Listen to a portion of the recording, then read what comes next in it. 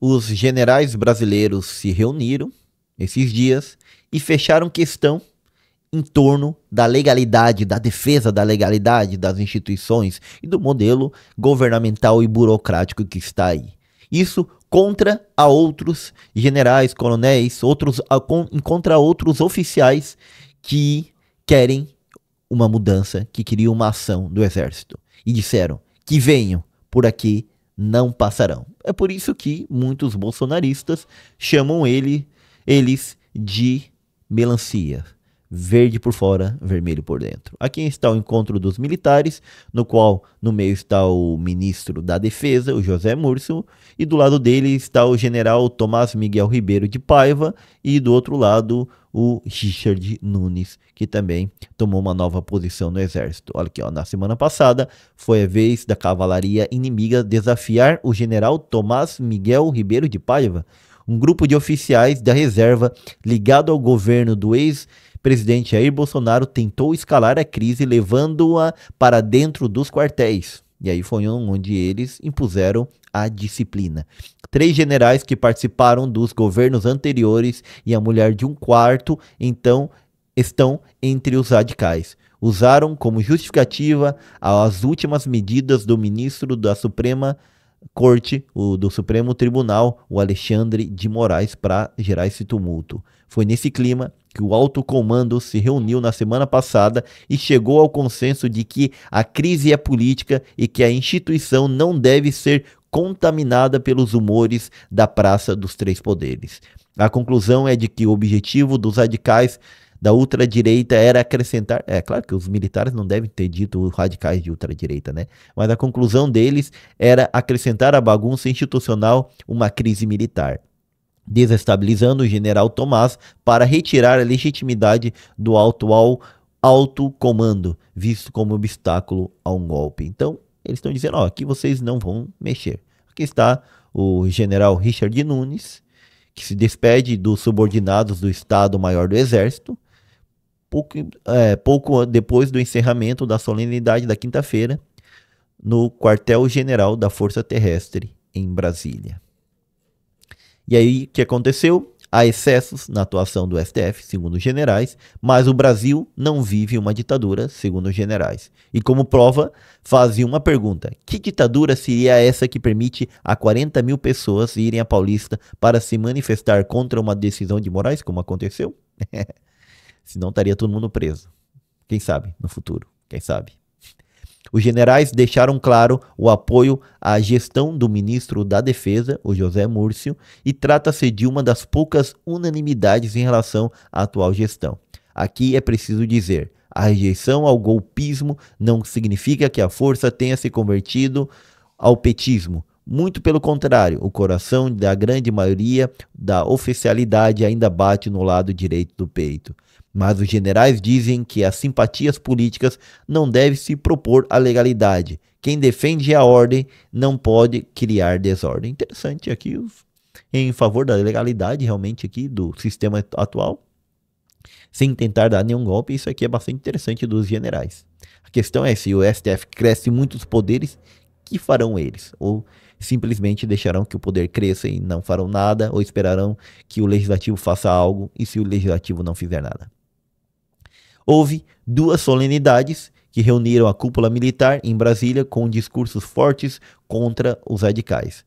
A promoção dos oficiais generais e a posse do novo chefe do Estado-Maior do Exército, o general Francisco Huberto Montenegro Júnior, substituiu o general Richard Nunes. A primeira contou com a presença, essa daqui, eu acho que essa foi a primeira posse aqui, com a presença do Múcio e do governador Tarcísio de Freitas, estava lá também, cujo colegas de turma de 1996 da Academia Militar de Agulhas Negras chegaram ao generalato. Então, boa parte dali ele conhece. 16 deles foram promovidos à brigada. Conhece boa parte dos generais que estão no comando atualmente.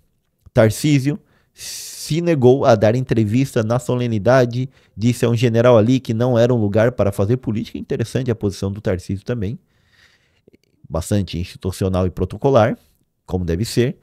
em evidente contraste ao comportamento do outro capitão, o ex-presidente que discursava em frente ao QG e aproveitava as solenidades na caserna para fazer comício aos oficiais do meu exército. Na solenidade, o general Richard disse aos generais recém-promovidos que preservar e fortalecer o exército requer acurado entendimento do ambiente informacional e plena aplicação dos preceitos da comunicação estratégica, com estrita observância dos princípios e valores éticos e morais cultuados por nossa instituição. Em seguida, ele enfatizou que a instituição deve se manter distante da crise. Que interessante. Nestes tempos marcados pela precipitação, pela superficialidade, pelo imediatismo e pela conturbação, esse comportamento é mais do que nunca imprescindível para o enfrentamento das frequentes campanhas de desinformação percebidas em guerras de narrativas cada vez mais polarizadas. E concluiu: é preciso que instruam e orientem seus subordinados para o desafio de assegurar o caráter perene de uma instituição calcada no respeito e na hierarquia e na disciplina. Olha os militares.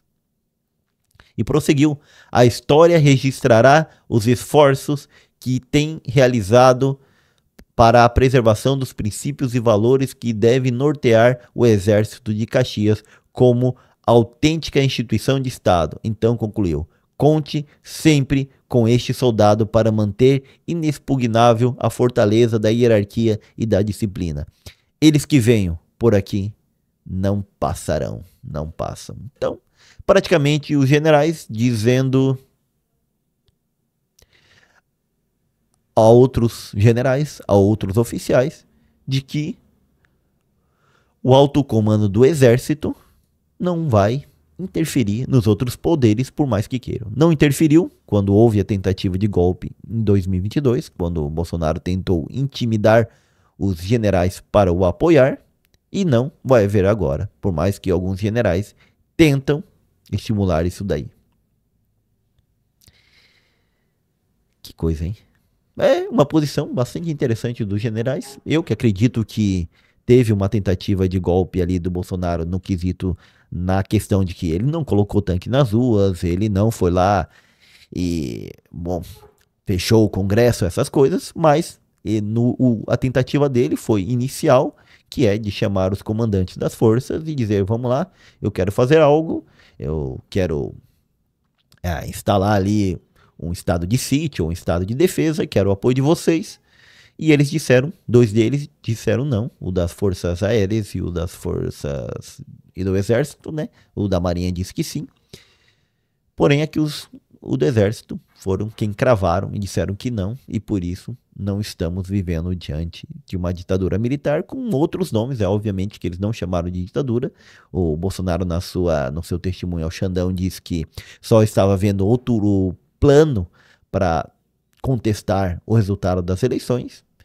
E eles iam dizer que nós estaríamos vivendo então nessa nova normalidade para ajeitar o Brasil, tudo isso, e quem não deixou foram os militares. Isso me parece bastante bom. O que eu não gosto é o crescente poder do Xandão, que daí pode ser que estemos caminhando para a mesma coisa, porém por outros meios. E aí, o que vocês acham? Deixem nos comentários. Eu sou o professor Gessé Santiago e aqui tentamos analisar a política nacional e internacional sem ideologias e sem políticos de estimação.